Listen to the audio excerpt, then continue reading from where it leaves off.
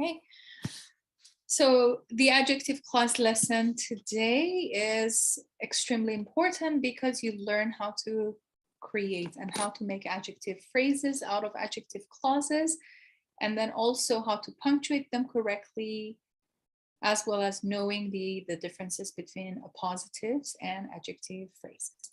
What you need to know is your marks in your writing and communication will be higher based on wide variety of the structure. This structure specifically for adjective clause is designed for the students to use it in order to have that wide variety of sources. Adjective phrases also will be driven out of this. You can use different pronouns.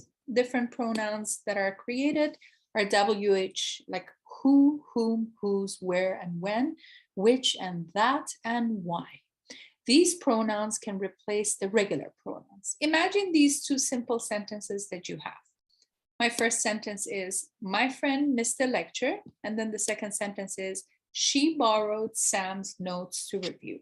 Because my friend and she, they're the same people, I need to combine these two sentences. What I do in here, when I combine these two sentences, I create more complex structure and having the adjective clauses. I would say, I would change the second sentence. I will remove she. And because my friend is a subject, I need the subject pronoun to replace she. Then my sentence would be, my friend who missed the lecture borrowed Sam's notes to review. This part of a sentence is the second sentence that you changed it. Instead of she borrowed Sam's note, you quickly put it after the noun that you're describing.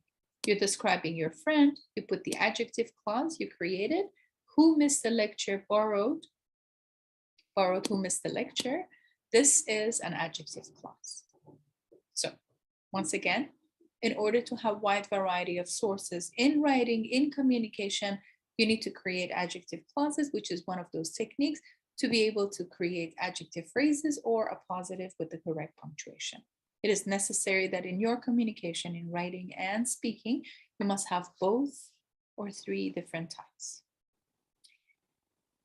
You can use whom for the object case. If your object, for example, if you have a sentence that the candidate won by a landslide, my short sentence, my second short sentence is many people admire him.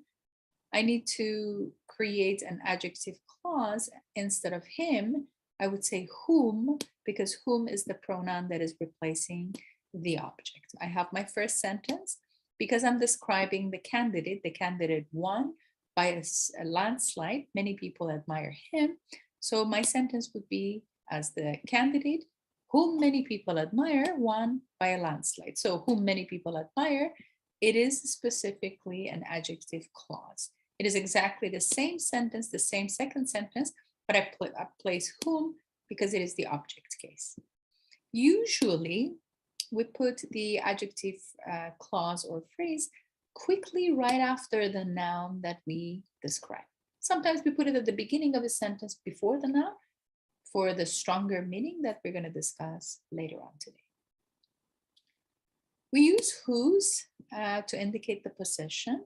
I have two short sentences. I admire Professor Brooks.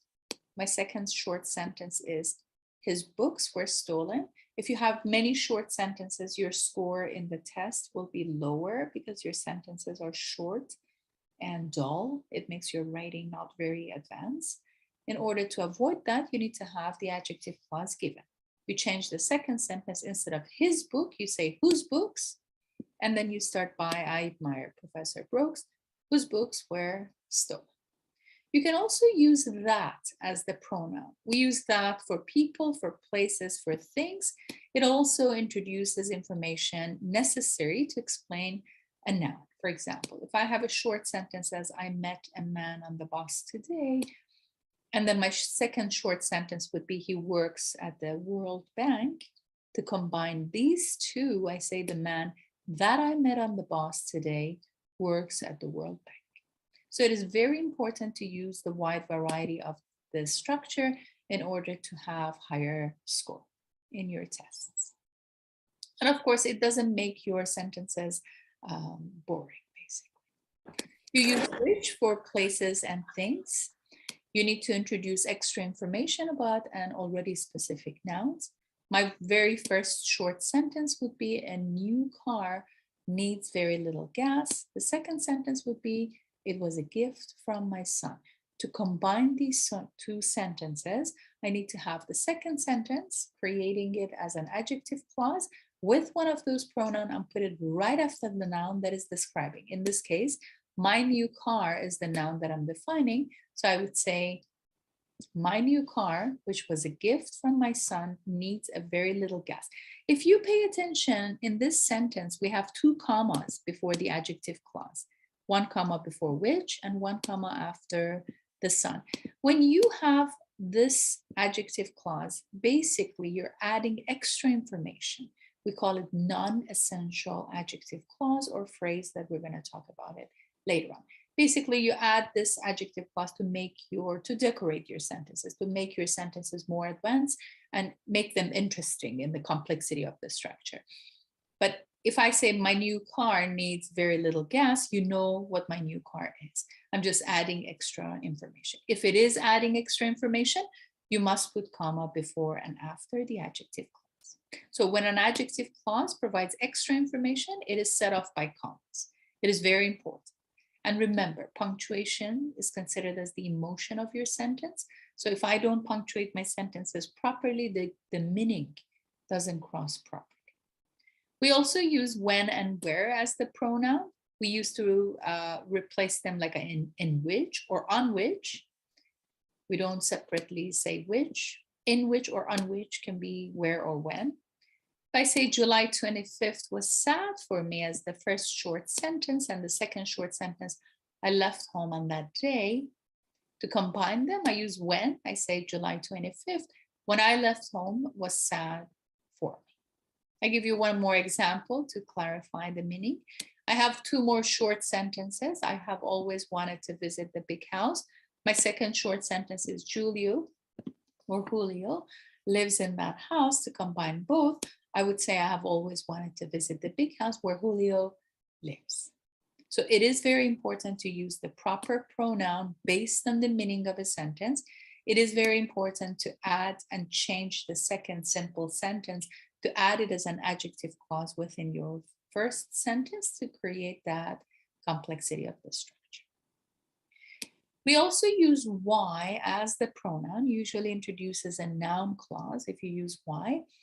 And then my 2 short sentences would be my cousin, for example, ran away, and I don't know why. In order to do that, I need to combine it with the pronoun why. These words are all considered as pronouns. To use them correctly, the place and what type of pronoun are absolutely essential to cross the proper meaning. So I would say, I don't know why my cousin ran away. So these pronouns interchangeably can be used to create adjective clauses. Now, what I want everybody to do, I will share these files within the chat box with everybody in case if some of you guys did not receive this. You need to download these files. I sent you the first file, more than welcome to open it. And then we're going to start working on combining the sentences and creating adjective clauses. So what I'm going to do now, I'm going to ask Alex, you do number, there are basically 9 of them, 2, 4, 6. Okay, so I would say, Alex, you do number 1. Fiona, you do number 2 and 3. Howling, you do number 4 and 5. Lucas, do number 6 and 7. William, you do number 8 and 9. Combine the sentences, create adjective clauses within the sentences. I give you around maybe 10 minutes to practice. And you write down the answers in the chat box. I keep the chat box open. Did everybody receive the file? Okay. Combine the sentences. Make sure you put the sentence number beside that. And then write down the answers in the chat box. I give each one of you around maybe 7 minutes to do that. You need to use the pronouns. Be careful about the using of the pronouns. When you use who is the subject case, just a quick recap. And we use whom is the object case, whose is the possession, defining the possession. And that is used for people, things, and places, which is used for places and things. Where and when is for the time and the place, and why is defining the reason.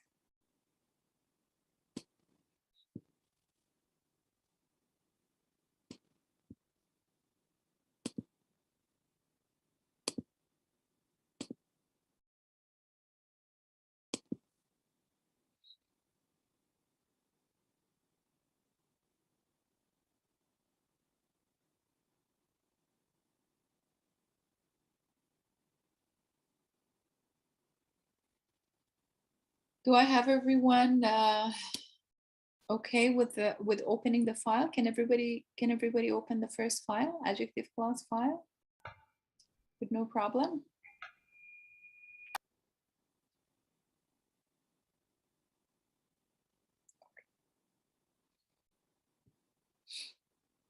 So put the numbers beside each. Number 1, students.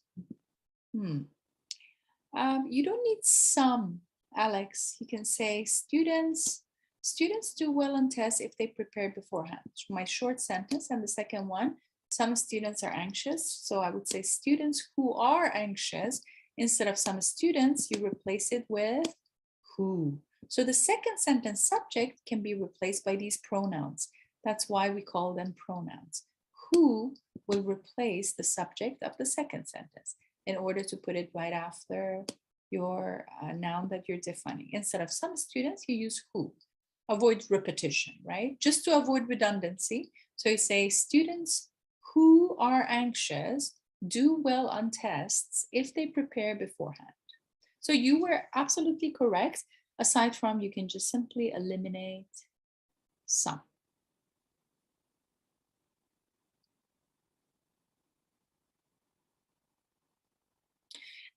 Well, the meaning of this sentence, it says students who are anxious do well on tests if they prepare beforehand. It wanted to say that the students who are anxious, they need to practice more. Does that make sense, Alex? Yeah. So the meaning is a little bit, might be a little bit confusing, but that is the meaning of the sentence. They wanted to emphasize that if the students are anxious, they need to practice more. They need to practice, yes, they need to practice beforehand. Very good. Very good, Alex. So I'm waiting for everyone to write down the answers in the chat box. Thank you, Fiona.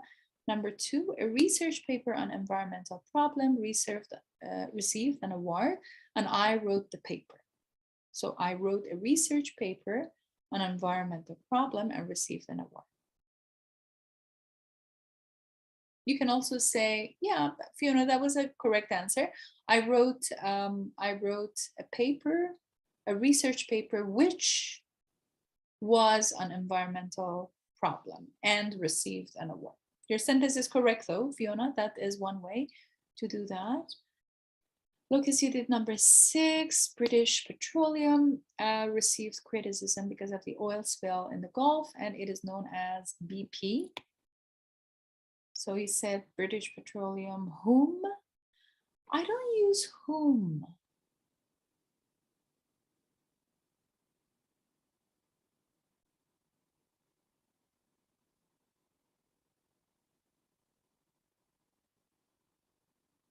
I would say which is known, right? Because British Petroleum is a subject. So I would say, and this is passive. So you can use British Petroleum. Try again, Lucas, okay? William, number 8. On my vacation, I met a boy and my father disliked him. 8 and 9. My father disliked the boy whom I met on vacation. Very good. And you did 7 and 8, William. You were supposed to do the last 2. Can you also do number 9? Okay. Thank you very much. And Lucas, I want you to try again. Which one was I supposed to do? Who's speaking? Helen. Colin, okay. I think you were supposed to do, I can't recall. Alex 2 and 3, Fiona 4 and 5, Colin 6 and 7. Okay. Doesn't matter, any of those two, as long as you know how to create an adjective clause. So Lucas, make sure that you change yours, number 6.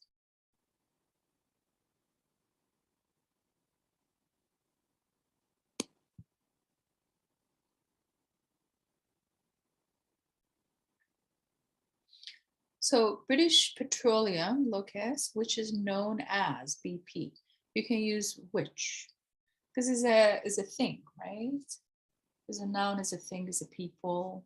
You can use at times.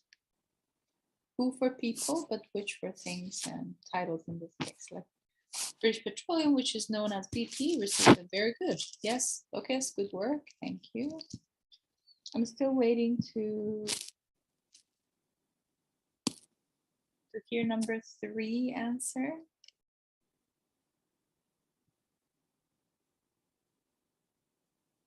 Fiona, number 3 was yours, I guess, right?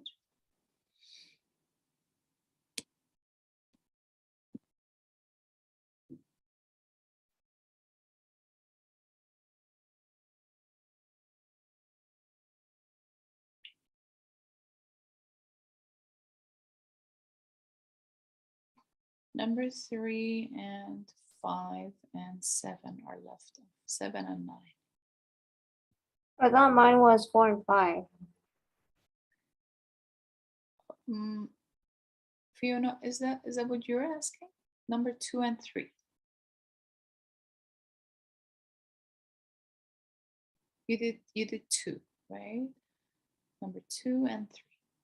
Alex was supposed to do number. I gave everybody 2 of them except Alex. Alex was doing just the first one.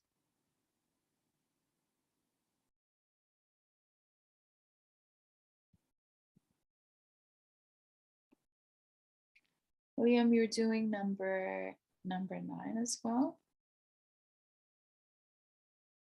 Who's doing number 7? William did it, so I read it. The long black and beautiful dress was worn by Mary. I can also say Mary wore a long dress, which was long and black and beautiful. But your sentence is okay as well. Number 6, British Petroleum, known as BP, received yes. Holly, good work. Okay.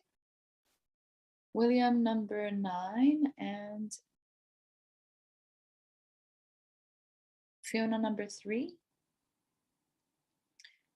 And who was supposed to do number 5? I'm still waiting.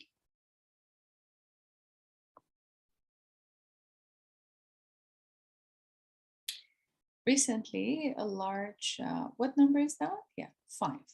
Recently, a large airplane had a serious accident.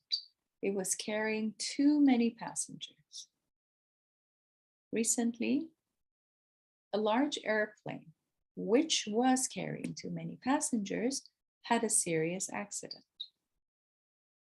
So try again, Lucas. Recently, a large airplane, which was carrying too many passengers, had a serious accident. So the key is you change the second sentence and then put it right after the noun that is described by the second sentence. Pay attention. You need to change the subject with a pronoun that you learn. In this case, because it is an airplane, you can use which for the things. So I would say, recently, a large airplane, which was carrying too many passengers, had a serious accident.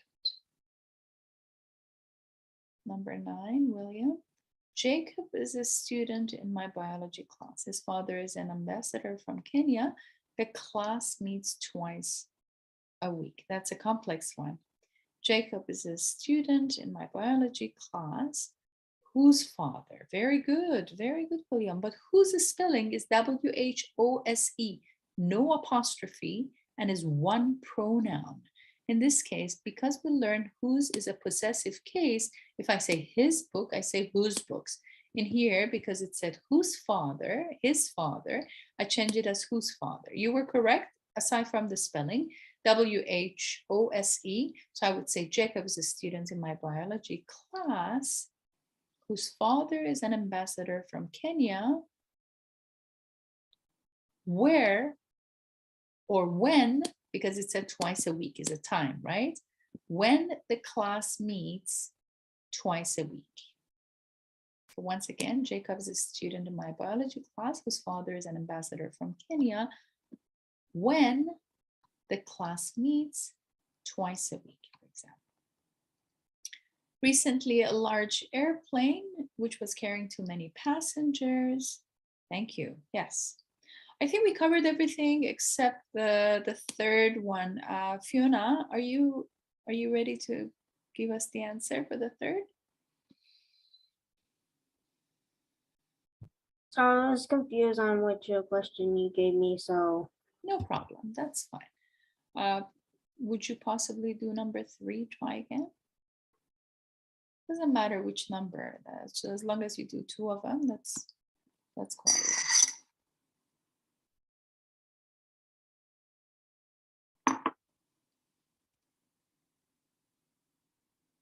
So I give you a hint, my driveway is in front of my house and I park 4 cars there. So there relates to my driveway.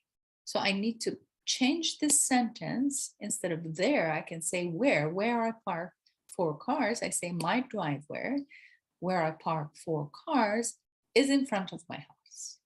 Once again, my driveway, where I park 4 cars, is in front of my house. So adjective clause creation might be a little bit slow at the beginning, but it's absolutely practical before we change it into the next step. So what I want you to do now, I want each one of you, because we learned about the adjective clauses with the previous one. Thank you very much, Fiona. Your sentence has dangling modifier, Fiona. For number 3, if I say my driveway is in front of the house and then I put it in that sentence right after that, I have a dangling modifier. What is a dangling modifier? The sentence that I'm reading as in the chat box is my driveway is in front of my house where I park 4 cars. This is incorrect because where I park 4 cars should be right after my driveway. And then you say my driveway where I park 4 cars is in front of my house. If I have where I park 4 cars at the end of the sentence is incorrect. Even though it might look okay, it is not okay. So for the next exercise, what I suggest you do, I want you to complete these sentences with your own words this time. Try to fill in the blanks by your own words. I want all of you to try answering and completing these sentences with the adjective clauses, all those 6 numbers. Go ahead.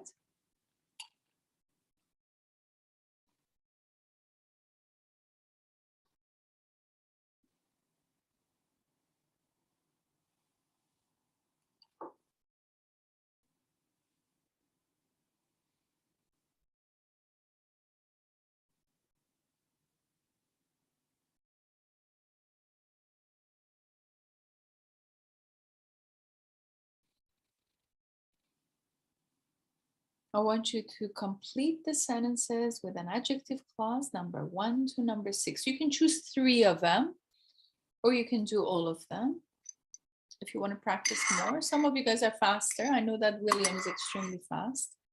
Lucas is extremely fast. So if you want to do more, do all of them. You can only do 3 of them for the good practice. Make sure that when you complete the sentences, the meaning should make sense. And it should be the appropriate adjective clause.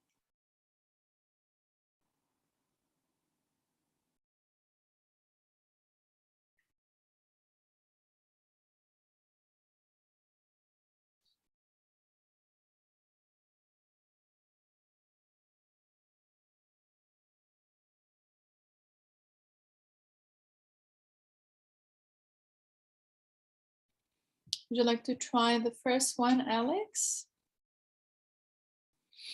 Yeah, I'm doing all 6. I'll just send it in one message. No problem. A few more minutes. So either all of them, all of those 6, or 3 of them. Would be enough. As long as you have 3, if you would like to do more and you're faster, you can do complete the sentence. Make sure your adjective clauses are explaining the subject. For example, if my subject is the person, I need to describe that person within a clause. And the clause definition is at least you must have a subject and a verb in your clause. Later on, after the break, we're going to learn how to create the phrases, and we're going to come back to this exercise to shorten them, because now we build up more complex structure. But after the break, we're going to come back and then we're going to change them into more complex as the positive or phrases, basically.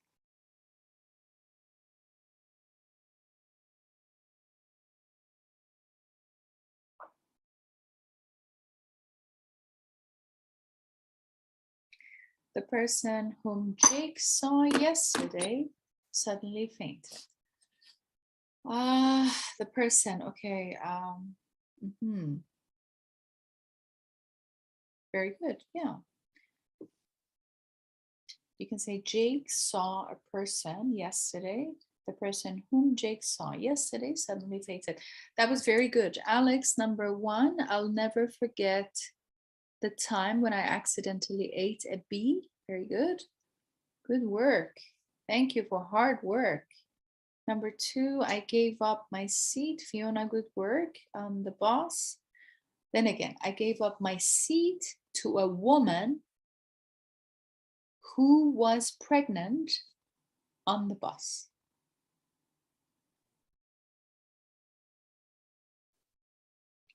My seat, I gave up my seat on the bus to a woman.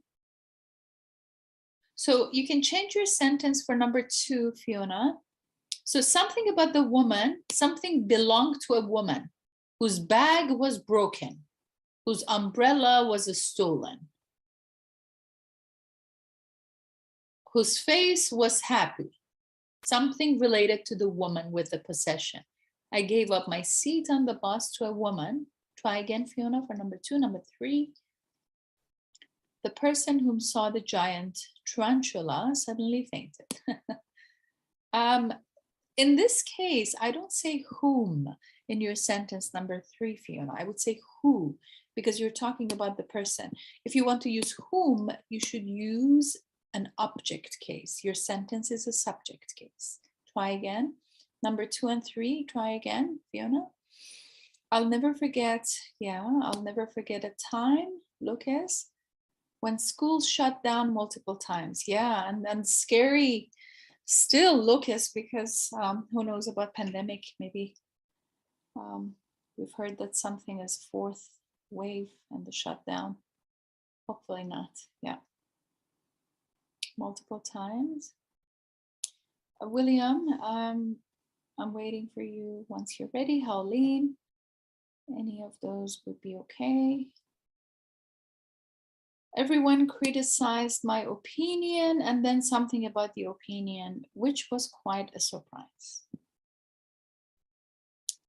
Yes, that is a good sentence, Fiona.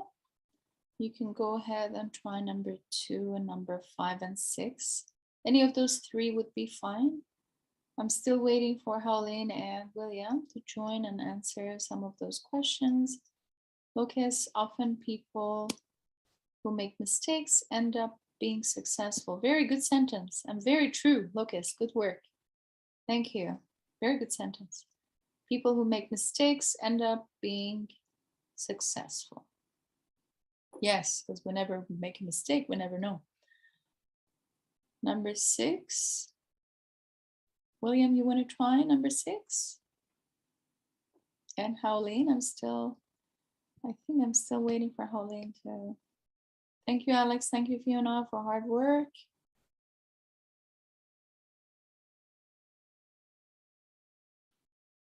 I already gave you the didn't I already like do number 2?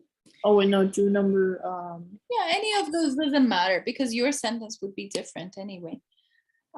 Any number, any three of I those. did 3. Perfect. Okay, thank you. Fiona, thank you for correcting. I gave up my seat on the bus to a woman who was pregnant. You can't use who's pregnant.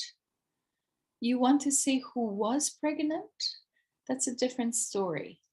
Whose is possessive. For example, when you have possession, say his books, I say whose books.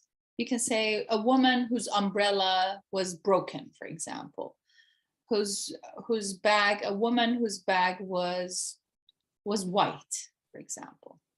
Something that belonged to a woman, specifically defined in this one. The person who saw the giant tarantula suddenly fainted. Yeah, you changed the sentence. That is correct. If you want to use as who, but in this case is a whom case, which is somewhat as the object case. The person, for example, I saw a person. I is the subject, a person is the object. So you need to use it as the object case.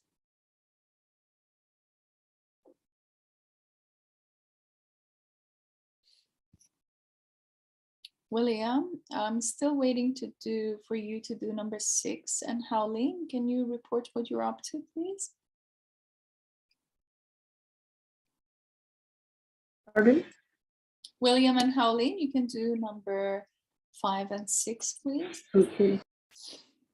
Fiona, you try whom, number 3 again, and number 2 again, because who's pregnant is an incorrect phrase. You can say who was pregnant.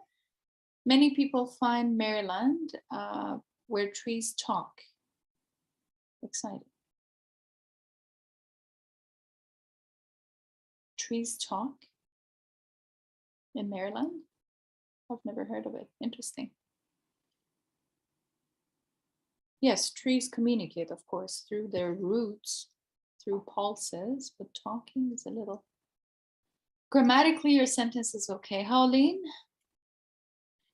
Thank you, Howlin. Number 5. Often people who are serious about their education end up being successful. Very good. That is a good sentence. All right, so very good. Fiona, number 3 again. Thank you for the hard work. The person, I gave up my seat. I gave up my seat to a woman.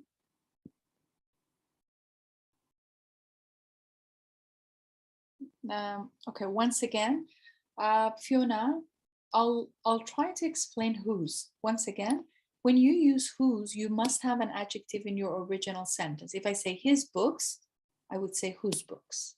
In this case, because of the woman in the sentence, we can say whose jacket was stolen. Whose bag was, you want to say her bag was white. Whose bag was stolen. Whose umbrella was broken. Whose bag was white.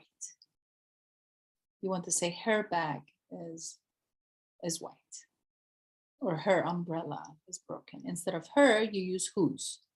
Does that make sense, Fiona? So your sentences is still having some dangling modifier. Maybe I can do something better with the next, hold on a second. Let me open the next file.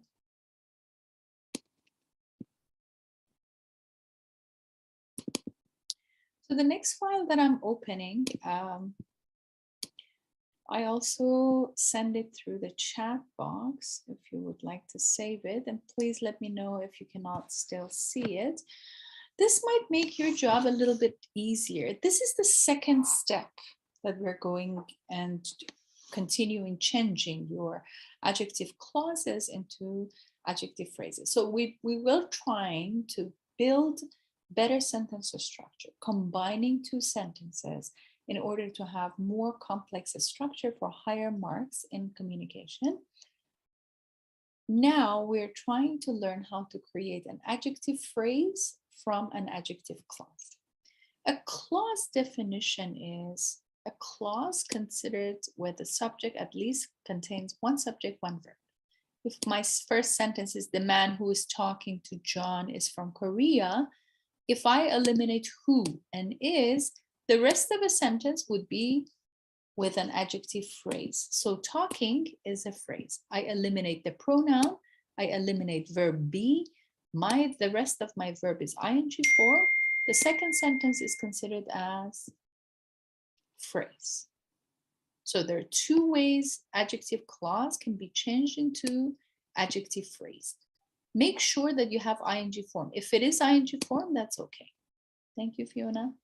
I can't really read the files you've sent. I had it open another, yeah. The files that I send need to be saved on your computer, Fiona. And then when you open it, after you save it, when you open it, because they are PDF files, they're official PDF files. If you save it on your computer, then you can read. Maybe on your computer, excuse me, you don't have a PDF reader. If you have the reader, then that's fine. Let me know, I might be able to email them to you as well. The second clause is the ideas which are presented in that book are good.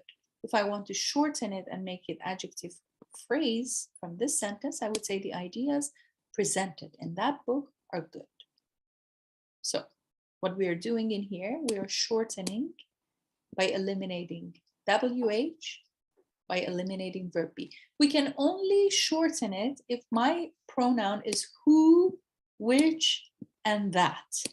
If I have whose or whom or where or when, I can never use it as the phrase. In English, we use wide variety of sources to give you a better mark and higher mark in communication. Anne is the woman who is responsible for the error. To shorten it and making it as a phrase, you say Anne is the woman responsible for the error. If I have my verb in the passive, I keep it in the past participle. If I have it in the ing form gerund, I keep it the same. If I have an adjective, I just eliminate the verb be and the pronoun. Just the verb be and the pronoun. Just the verb be and the pronoun. But if I have something, if I have just the verb, there's no verb be, English has an alphabet that consists of 26 letters, then I just eliminate simply that. I create a better sentence as English has an alphabet consisting of 26 letters. So far, so good? No questions? So make sure that you eliminate the pronoun to create a phrase. Why we are doing this? From two simple sentences, you were able to create adjective clauses. Now, from adjective clauses, you create adjective phrases. We need to do that specifically to have better structures and different various structures in your communication. If I have, for example, George Washington, who was the first president of the United States, was a wealthy colonist and the general in the army, I can eliminate who and was, and my sentence would end up having the phrase in here, the first president of the United States. Don't forget comma before and after, because everybody knows George Washington, the president, right? Remember, remember, remember. If you have a noun and after your noun, you have a group of words expressing and explaining the noun, this is called appositive. Appositives are very, very popular and is a form of adjective phrases. They are born from adjective clauses when you shorten the sentences. But the difference is, if the adjective phrase, you follow a noun by a phrase, that is considered an appositive. Appositive is the same phrase meaning as the same subject or the object. For example, if I say Paris, the capital of France and Paris, they're the same places. So the second phrase, the capital of France, is considered as appositives. Appositives in the middle of a sentence, we need a comma before and comma after. If I say I read the book by Mark Twain, a famous American author, who is Mark Twain? A famous American author. So they're the same people. This is considered as appositive. Did everybody receive the file? Do you need me to send you the file again, just in case?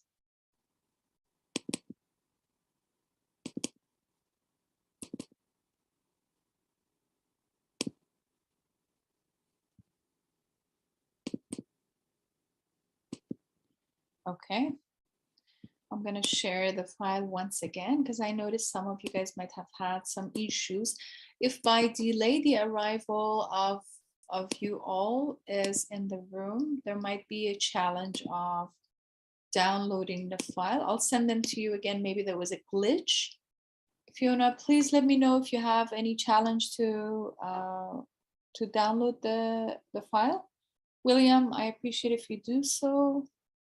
And let me know if you have a challenge. Alex, Pauline, Locus, let me know if you have a challenge to download the file, please.